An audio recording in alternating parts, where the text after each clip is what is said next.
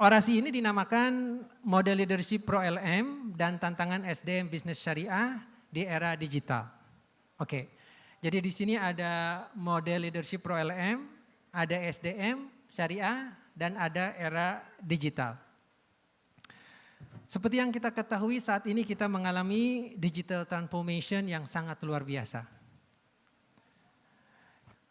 Terkadang kita dihadapkan antara Internet of Things yang kadang-kadang mereduksi keinsanan manusia sehingga apa yang dikatakan human of things itu sudah dikalahkan oleh automation, dikalahkan oleh Internet of Things, dan dikalahkan oleh robotik.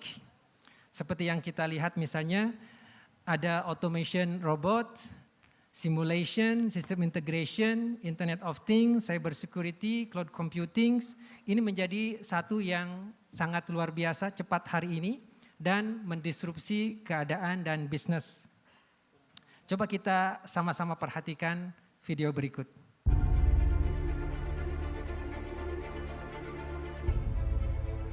Once upon a time, business as usual was often good enough.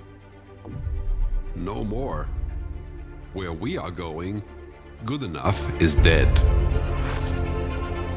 In a world where everything is connected, where everything is equally excellent, where performance is reaching perfection, there's only one space left to innovate in: you. Right now, you are a central point in the raging tornado of change fueled by digitization, mobilization, augmentation, disintermediation, automation. Well, the list goes on. Science fiction is becoming science fact. Think about self-driving cars or computers that can learn and think. The way we work will never be the same. The skills we need will be dramatically different. Winning or losing are now happening faster than ever before. So what's your response? How will you discover new opportunities in one of the most transformational times in human history? Masya Allah, itu adalah satu tantangan yang ada di hadapan kita. Saat ini kita menghadapi era volatility, segala sesuatu itu selalu bergerak sehingga mencerminkan uncertainty, ketidakjelasan. Kemudian juga keadaannya baik itu secara legal, secara operation, secara marketing, secara IT itu sangat kompleks. Demikian juga ini menjadikan kita ambigu atau disebut dengan VUCA. Nah, VUCA ini ternyata harus dilawan dengan VUCA juga. V yang pertama adalah harus memiliki clear vision. Yang kedua, U-nya adalah understanding of the issue and problem. C-nya adalah clarity, bagaimana kita mengumpulkan data sebanyak mungkin. Dan E yang terakhir adalah agile. Agility adalah satu rumus yang memungkinkan kita untuk bisa survive. Dan tanpa itu kita akan tertinggal. Begitu banyak bisnis-bisnis yang beberapa waktu lalu berjaya, tetapi karena tidak antisipatif terhadap VUCA, maka bisnisnya sekarang menjadi meredup. Indonesia dan bisnis syariah adalah bukan pengecualian. Volatility, uncertainty, complexity, ambiguity. This is the world we call VUCA. A world where non-stop unforeseen turbulence invades, where events come at us with unforgiving speed, straining organizational odds of survival. In this world, reflexes must be rapid and on target. Who will survive? Only the fittest. Who will triumph? Only the agile. In business, VUCA underscores the importance of sense-making, analytical astuteness, readiness planning, risk management, and situational problem-solving. For banks, insurers, and asset managers, barriers are being eroded. Invaders from non-traditional industries are entering the atmosphere from different lands and vantage points. Regulation and risk is far-reaching, and never before has technology become so disruptive, so exponential, so quickly. How do you lead your people through change effectively? How do you derive value from the hurdles of regulation? How do you make sure you have the most capable people? How do you set the tone at the top? How do you get your HR function to lead you through a VUCA world? How will your people make or break your expansion into new territories? Do you have the answers? Inilah satu tantangan tentang perubahan transformasi digital, tentang VUCA, yang terkadang mereduksi keinsanan manusia. Nah, terkadang kita menjadikan manusia bukan the most important component dalam industri 4.0 ini. Tetapi kita mendahulukan mesin, mendahulukan artificial intelligence, bahkan pastinya mendahulukan profitability. Sehingga human has to direct internet and machine to make human in industry era 4.0 more human. Human to become more human. Nah, untungnya industri halal adalah satu industri yang sangat luar biasa besar dan sangat-sangat potensial. Semua orang dan semua negara itu melihat Indonesia sebagai satu market halal yang sangat luar biasa. Misalnya seperti China, sekarang melihat Indonesia adalah the biggest food market. Demikian juga Jerman melihat Indonesia adalah one of the biggest pharmaceutical market. Nah, ironisnya kita dan khususnya kaum muslimin itu lebih banyak menjadi consumer dibandingkan dengan player. Kita melihat Indonesia ada di ranking keempat dari 15 negara OKI. Kemudian jikalau kita melihat bagaimana potensi halal industri, ini bisa sekitar 44 ribu triliun di 2 tahun yang akan datang. 44 ribu triliun potensi bisnis di 2 tahun yang akan datang. Ini meliputi tentang food, lebih dari 8 ribu triliun, demikian juga fashion.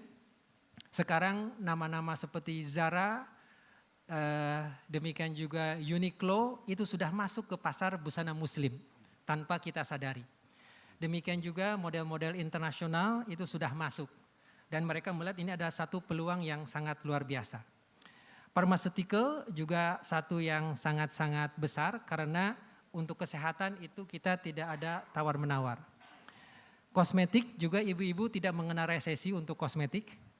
Baik dalam keadaan ekonomi bagus atau turun, semuanya bermake up.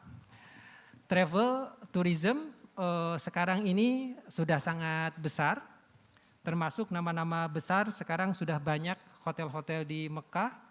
Hotel terbesar adalah Intercontinental, adalah Sofitel, Novotel, demikian juga Swiss Bell Hotel. Demikian juga Le Méridien itu menghiasi di sekitar Masjidil Haram. Media recreation, alhamdulillah Pak Hairul Tanjung sudah memberitahu kepada kita bagaimana umat muslim harus kuat dalam bidang digital dan dalam bidang media. Mudah-mudahan nanti pengusaha umat lain bisa melanjutkan. Amin ya rabbal alamin. Nah, semuanya looking for solution. Jikalau kita melihat dalam tradisi Kristiani ada lead like Jesus, Jesus like CEO, ini menjadi satu paduan yang sangat-sangat banyak dibaca. Demikian juga teman-teman yang Yahudi menjadikan Moses on leadership. Demikian juga tradisi Confucius serta Buddha mengambil ajaran dari Buddha dan Confucius untuk masuk ke dalam bisnis. Demikian juga teman-teman yang Hindu mengambil Bhagavad Gita on management. Nah, sangat disayangkan umat Islam tidak terlalu banyak mengambil leadership dari Nabi besar Muhammad SAW sebagai model of management dan business. Saya ulangi lagi, kita menjadikan Rasul itu sebagai imam di masjid, tapi bukan imam di kantor, di pabrik, dan dalam production. Memang kita memiliki banyak ayat dan hadis, tapi ayat dan hadis tidak masuk ke dalam manualnya BUMN. Ayat dan hadis tidak masuk ke dalam SOP-nya perusahaan-perusahaan. Isinya tetap jauh daripada ajaran ini. Nah, bagaimana kita membawa nilai-nilai ini sehingga menjadi produktif. Dan ternyata Nabi besar Muhammad SAW adalah satu contoh leadership dan manajemen yang sangat luar biasa. Salah satunya misalnya ketika salah satu bagian dari model ini adalah to bring Asmaul Husna sebagai motivation, sebagai energi, dan sebagai wisdom. Misalnya ketika kita mau marketing, kita harus yakin bahwa Tuhan itu membuka alam jagat raya ini untuk kita. Kenapa? Karena dialah Al-Fattah, Tuhan yang maha membuka. Dialah Al-Basit yang melapangkan, dialah Al-Wasi yang maha meluaskan. Jangan pernah terfikir bahwa rezeki saya tidak akan turun kecuali saya menipu. Karena berarti Tuhan hanya memberikan rezeki yang haram. Wa huwar Razzaq Al-Wahhab. Nah ternyata Asmaul Husna sangat penting dalam planning. Karena Al-Bari, Tuhan yang maha memulai tanpa contoh. Di sini kita harus sangat amat kreatif. Ingat Allah Al-Bari. Tuhan juga adalah Al-Khaliq, the creator. Berarti kita harus menciptakan alat produksi, pharmaceutical, alat-alat transportasi, telekomunikasi, dan semua. Saya selalu bertanya, kalau kita bertanya di ruangan ini, lampu kita ini mereknya apa? Ternyata mereknya Al-Philips. Bukan An-Nur, apalagi Al-Misbah. Handphone kita semuanya tidak ada satupun buatan Kuwait. Dan tidak ada motor satupun buatan Saudi. Kalau kita melihat traktor, tidak ada buatan Aljazair. Nah, artinya termasuk juga misalnya haji. Haji itu dari mulai ujung ke ujung, kita bersodakoh keluar. Memang haji adalah haji kita, tetapi pesawat terbangnya dibuat Boeing dan Airbus. Oke? Ketika kita naik, kemudian kita ngirim SMS, handphonenya adalah Samsung. Ketika turun di airport, mobilnya adalah Toyota dan Mercedes. Kita sodakoh ke Jepang dan kita sodakoh ke Jerman. Sampai di depan Masjidil Haram, hotelnya adalah Intercontinental. Kita sodakoh ke Amerika. Kemudian pas kita mau wukuf, tendanya anti api. Sodakoh lagi ke Amerika. Alhamdulillah ini ada air Zam-Zam. Asli warisan Nabi Ibrahim. Sebentar, ini jerigennya buatan Hong Kong.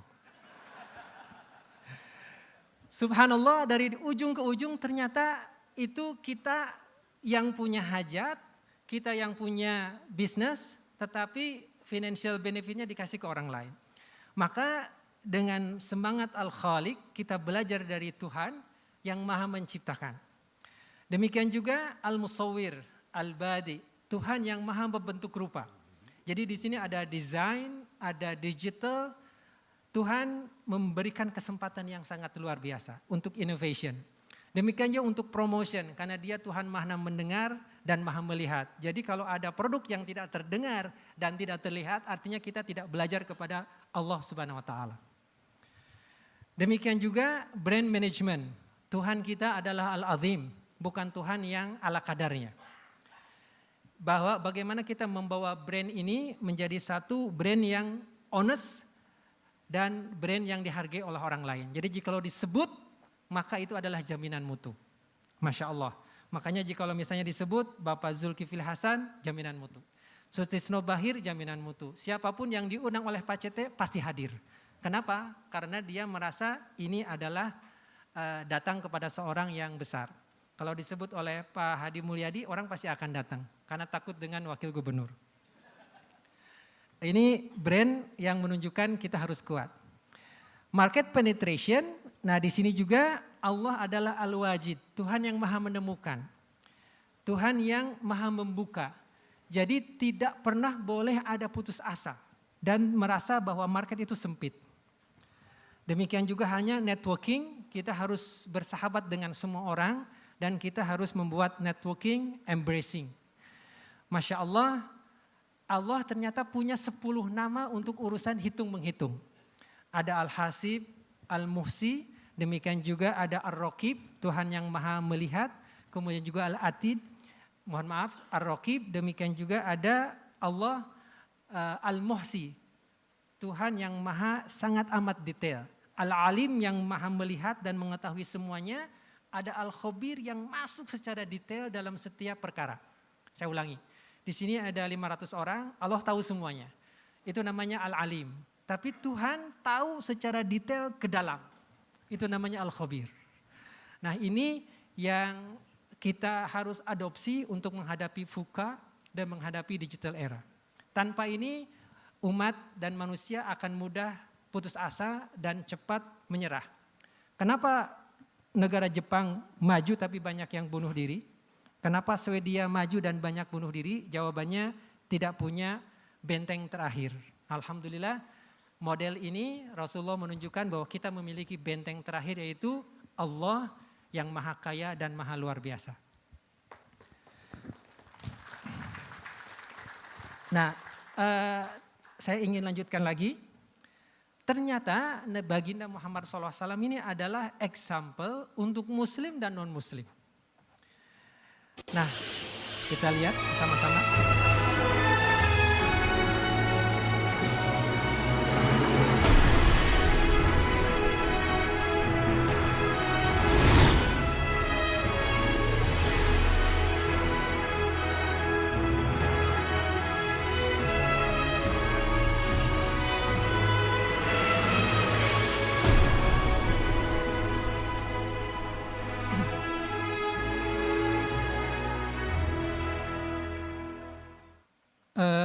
Pertama, beliau dilahirkan yatim, umur 6 tahun tidak ada ayah, tidak ada ibu, bahkan masih dalam kandungan ditinggalkan oleh ayah. Nah, tetapi bagaimana bisa bangkit sebelum datang Nabi kenabian, sebelum datang malaikat Jibril? Berarti ini ada semacam adversity question, menghadapi kehidupan yang berat, menghadapi kehidupan seorang yatim piatu, tidak ada ayah, tidak ada ibu, dan tidak ada kakek di usia 8 tahun. Sementara pamannya Abu Thalib adalah seorang yang tidak terlalu kuat juga ekonominya.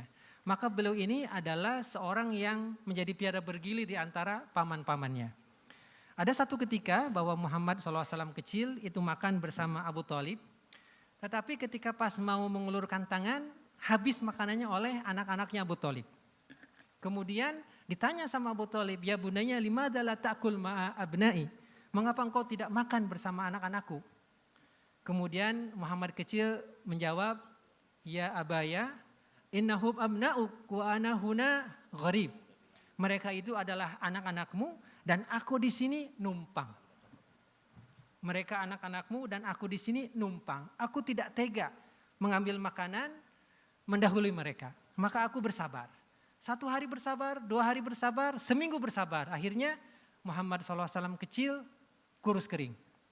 Sampai datang mengatakan 1 hari, aku tidak boleh tergantung lagi kepada pamanku. Yes, I have to survive. I have to look for my own business. Disitulah Nabi kecil itu menjadi pembawa kayu bakar ke pasar. Disitulah Nabi Muhammad kecil menjadi membantu pembangunan rumah-rumah tetangganya, mengambil bata dan batu. Sampai beliau usia 12 tahun, kemudian belajar berdagang. Nah, kita suka banyak melupakan Nabi Muhammad dari usia 8, 12, 17 hingga 37. Karena ini adalah usia yang sangat penting dalam bisnis. Yang kita lihat biasanya 40 hingga 63. Nah, di sini kita akan menyaksikan bagaimana Muhammad SAW berbisnis lebih lama dibandingkan jadi Rasul. Saya ulangi, jadi pengusahanya lebih lama dibandingkan jadi ustadznya.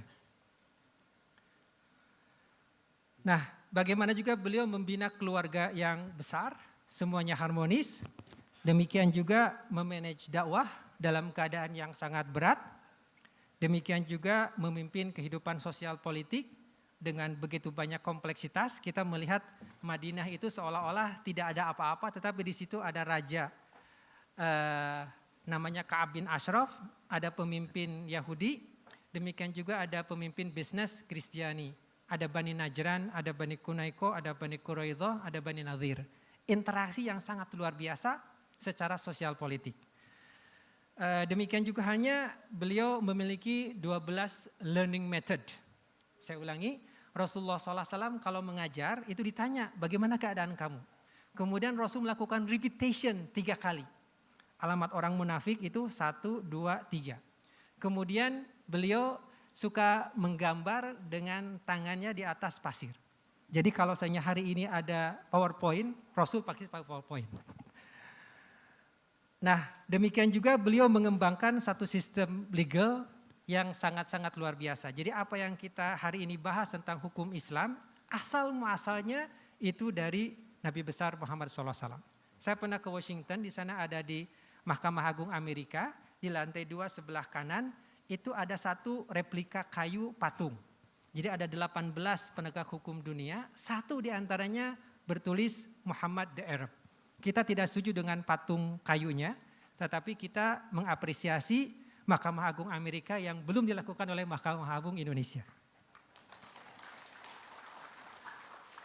Dan yang sangat luar biasa, Nabi kita ini adalah pemimpin militer. Orang yang memerangi Islam dia tahan. Dan berapa kali perang Rasul? Ternyata perang besarnya ada 9. Ekspedisi militernya 52 kali. 9 plus 52 katakanlah 60 dalam 10 tahun. Artinya Rasul itu perang 2 bulan sekali. 10 tahun 60 kali. Berarti 1 tahun 6.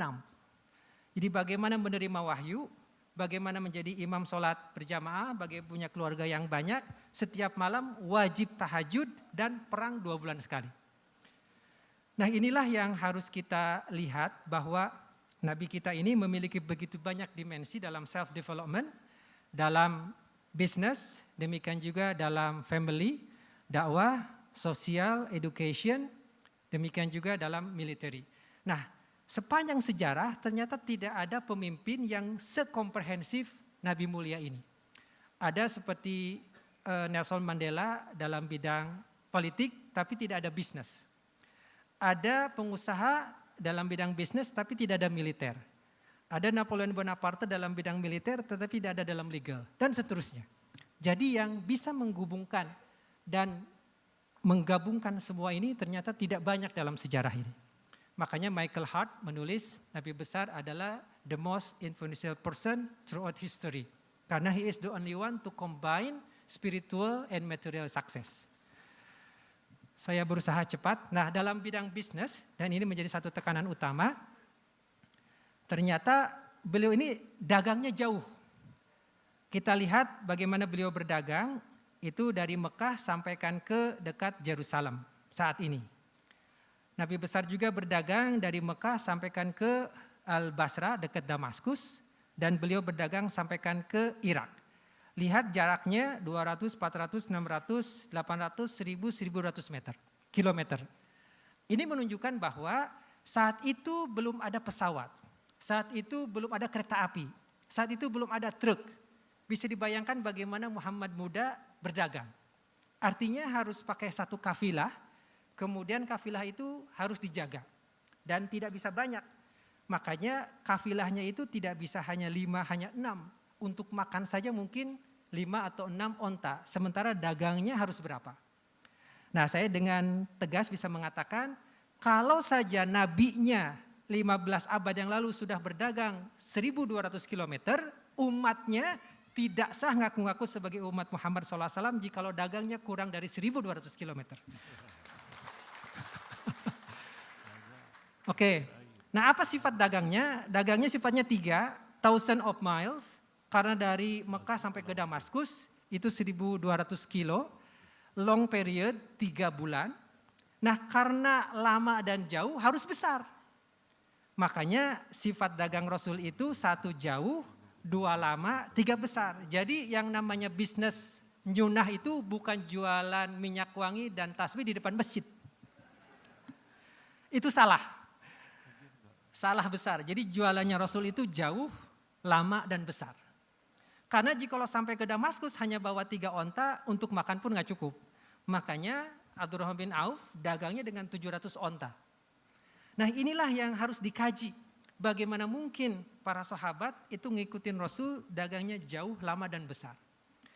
Jauh, lama dan besar, saya rasa ini harus menjadi satu judul yang harus kita kaji lebih dalam bagaimana perjalanan Nabi besar Muhammad SAW. Inilah pasar-pasar yang ada di Jazirah Arabia yang dikunjungi oleh Nabi besar Muhammad SAW. Beliau 4 kali ke Bahrain dan sekitar 2 kali ke Dubai hari ini. Bisa dibayangkan betapa jaraknya yang sangat jauh. Oke. Nah, ini faidah qudiyati sholatu fantashiru fil ard wa batagu min fadillah wadhkurullaha katsiran la'allakum tuflihun. Ada dalam surat Al-Jum'ah ayat 10, ini sangat luar biasa. Artinya, jikalau sudah beres sholat, jangan ngendon di masjid. Tapi fantashiru, bertebaranlah, bukan di Jakarta, di Bandung, di Manokwari, dan di Surabaya. Fantashiru fil ardi, go to the global market.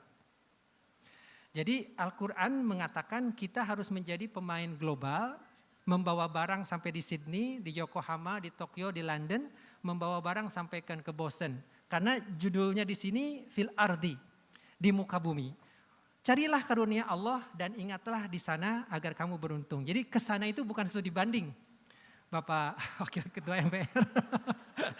Ke sana bukan studi banding, ternyata harus menjual barang, menjual servis. Tidak mungkin kita mendapatkan uang di Washington kecuali kita membawa uang ke sana. Dan inilah sesungguhnya yang secara tidak langsung ada global competitiveness, market penetration, commodity, pricingnya harus bagus, level of service-nya harus bagus. Inilah yang ditunjukkan oleh Muhammad SAW muda. Nah, jikalau kita petakan, maka akan terlihat beliau dari 12 hingga 17 hingga 25 tahun melakukan bisnis, kemudian peduli dengan akhlak di mulai 37 hingga 40. Nah, dari 40 sampai umur 63 itulah masa kenabian. Tapi jikalau kita petakan waktu hidupnya, maka masa kanak-kanaknya 12 tahun, pengusahanya 25 hingga 27 tahun, jadi nabinya hanya 23 tahun. Sekali lagi, Nabi besar Muhammad SAW lebih lama jadi ustadznya, lebih lama jadi pedagangnya dibandingkan dengan jadi ustadznya. Mudah-mudahan ini menjadi satu pelajaran buat kita semua. Ada satu pepatah, business is ibadah and jihad. Business is ibadah, tapi karena dia harus serius, harus totality, dia adalah jihad. Dalam pengertian yang positif. The speed of trust. Ternyata begitu banyak transaksi, jika ada trust yang tinggi tidak perlu legal yang ngejelimet. Dan beliau adalah salah satu contoh teladan untuk itu. The tradition of quality. Inna Allaha yuhibbu an yara abdan idza amila amalan an yutkina. Kata Rasul, Allah sangat menyukai seorang hamba jika melakukan satu tugas dilakukan dengan sebaik mungkin, bukan ala kadarnya. Bukan lillahi ta'ala, tetapi kualitasnya rendah. Tapi harus berkualitas. Saya banyak belajar dari Pak Hairul Tanjung. Beliau tidak mau membuat satu unit atau satu produk kecuali yang the best di Indonesia. Kalau buat Carrefour, diambilnya jadikan Transmart. Buat TV, harus TV terbaik. Buat tempat bermain anak, harus tempat bermain anak yang terbaik. Jadi ini mungkin adalah the tradition of quality yang harus diadopsi oleh umat. Nah, perang Rasul terhadap korupsi. Ada satu cerita seorang sahabat bernama Kirkirah, berjuang di jalan Allah, berjuang mati syahid. Setelah mati syahid, kata Rasul, dia ahli neraka. Sahabat menjadi kaget, gimana mungkin orang yang sudah berjuang, mati-matian sampai meninggal dunia, belum bulan darah, masuk neraka. Kata Rasul, buka jubahnya, buka baju perangnya. Ketika dibuka, ternyata dia korupsi dari uang Baitul Mal.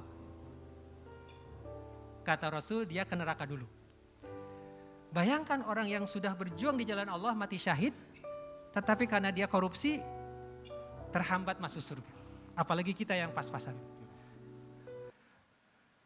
Nah, pamungkas ini adalah model yang saya janjikan. Model ini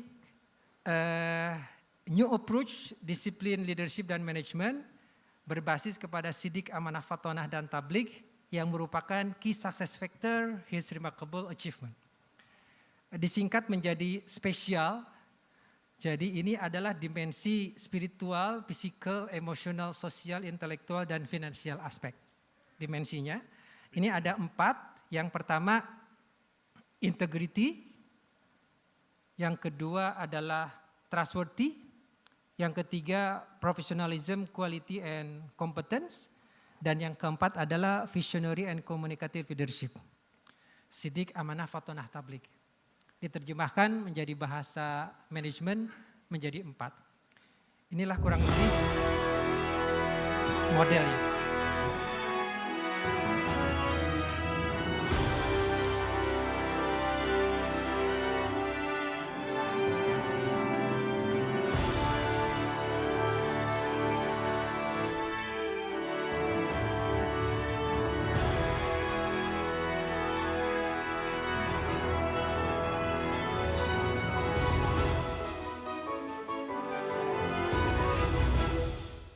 Oke, jadi ini ada 4 buku, Bapak-bapak, Ibu-ibu, kurang lebih sekitar 1000 halaman, masing-masing 250 halaman, masing-masing dimensi. Oke, ini ada Fatonah tentang professionalism, quality, dan kompeten, dan yang paling tinggi ternyata adalah Tabligh. disinilah tentang digital communication dan effective communication. Kalau diterjemahkan kurang lebih seperti ini, kita harus sukses secara personal level, sukses secara interpersonal level dengan istri, dengan keluarga, dengan handai tolan. Kita harus sukses secara organisasi, terutama dalam perusahaan, yayasan, institusi, departemen, dan kita juga harus sukses di tingkat masyarakat atau komunal. Nah, di sini core-nya adalah personal excellence.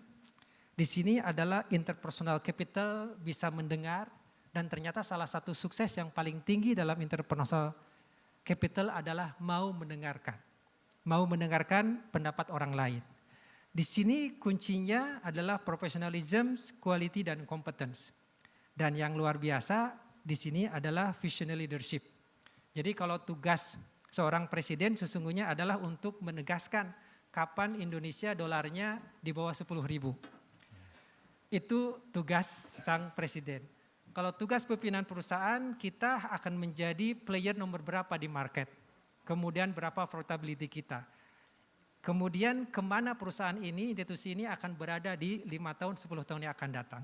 Itulah mungkin yang harus disampaikan oleh leader of institution. Personal excellence tidak akan muncul tanpa integritas. Interpersonal capital tidak akan muncul tanpa trustworthy. Professionalism hanya akan ada jika orang itu memupuk skill dan kompetensinya. Dan ternyata untuk bisa menjadikan visionary leadership, dia harus memiliki jiwa communication. Nah, integrity itu dalam tafsiran Pro-LM model adalah siddiq.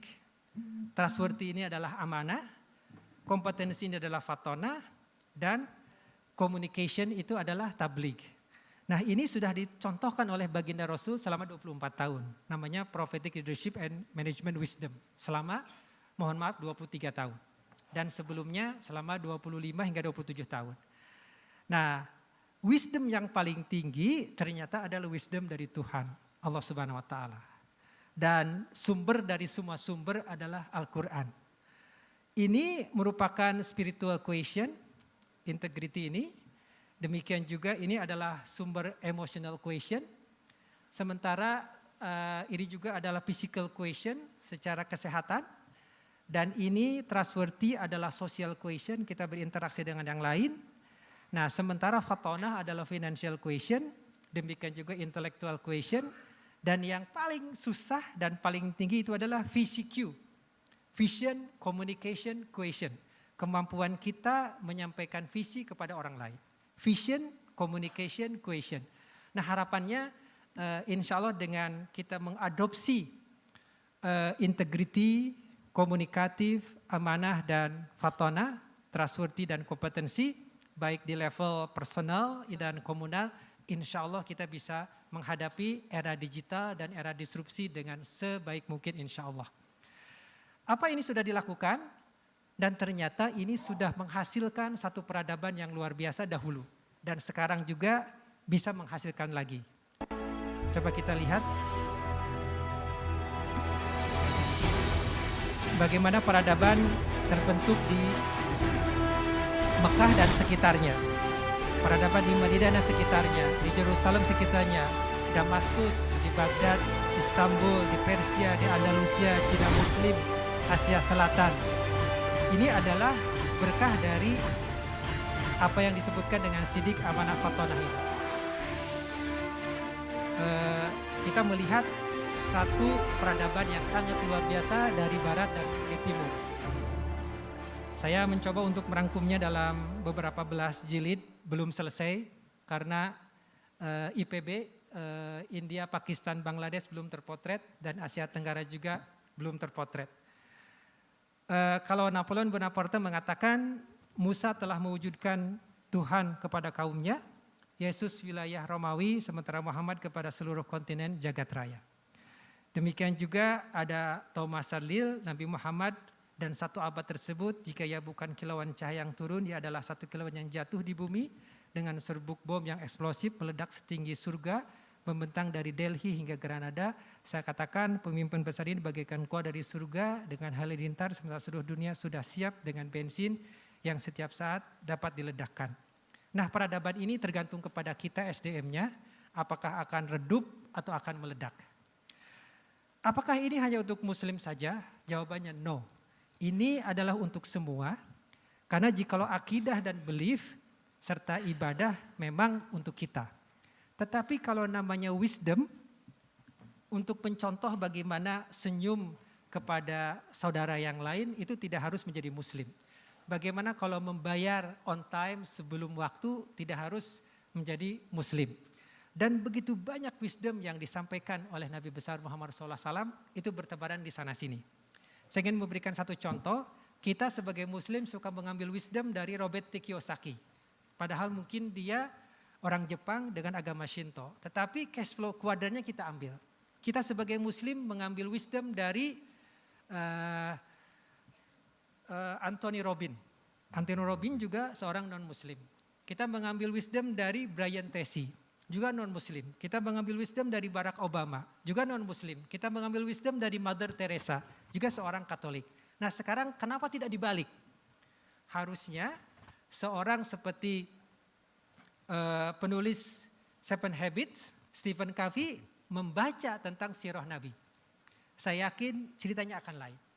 Saya yakin jikalau Robert T. Kiyosaki membaca tentang beberapa hadis, pasti isi daripada cash flow keluaran itu akan berbeda. Karena Nabi besar Muhammad SAW pernah bersabda, rahimahullah man iktasabat thayyiban wa anfaqa qasdan wa dakhara li yaumi hajatihi wa faqrih. Kata beliau, sangat luar biasa orang yang mencari rezeki dengan halal, membelanjakannya dengan hemat, kemudian dia menabung dan berinvestasi untuk masa yang akan datang. Ada income, ada consumption, ada saving, ada investment.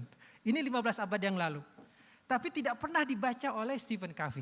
Tapi tidak pernah dibaca oleh Robert T. Kiyosaki. Jadi saya menganjurkan adanya intercultural dialogue. Bagaimana kita menyampaikan kepada dunia lain bahwa ini bisa diterima. Sebagai satu contoh, beberapa tahun yang lalu saya bersama Pak Halim Alamsyah dan Pak Mulyaman Haddad diundang ke satu tempat berbicara tentang Islamic Finance. Bukan kampus, bukan pesantren, bukan institusi. Saya dan Pak Mulyaman Haddad diundang ke Vatikan. Nah, justru Vatikan itu ingin melihat dalam Bible ada tentang riba, dalam Bible ada tentang usuri. Tapi mungkin praktek aplikasi di lapangannya belum terlalu banyak. Nah mereka melihat Islamic Finance itu sudah begitu berkembang. Dan Indonesia adalah salah satu negara dengan jumlah lembaga keuangan terbanyak. Jadi saat itu saya menunjukkan bahwa let's we share together about the moral economy. Karena inilah yang diperintahkan oleh agama kita bersama-sama. Dan ini adalah dialog kerukunan antar umat beragama. Dialog kerukunan antar umat beragama. Pamungkas. Ini kata Apolso Lamartine, Menteri Keadilan Perancis waktu itu, dengan memperhatikan semua standar ukuran kehebatan manusia, kita bisa bertanya apakah ada orang yang lebih hebat dari dia.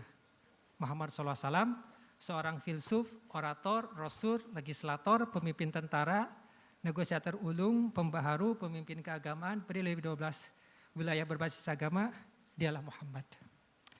Mudah-mudahan dengan ini kita bisa embracing digital era dan kita menghadapi VUCA, menghadapi era disrupsi dengan kekuatan Asmaul Husna, dengan model Siddiq, Amanah, Fatonah, dan Tabligh yang meliputi secara spiritual, sosial, emosional, fisikal, intelektual, dan spiritual.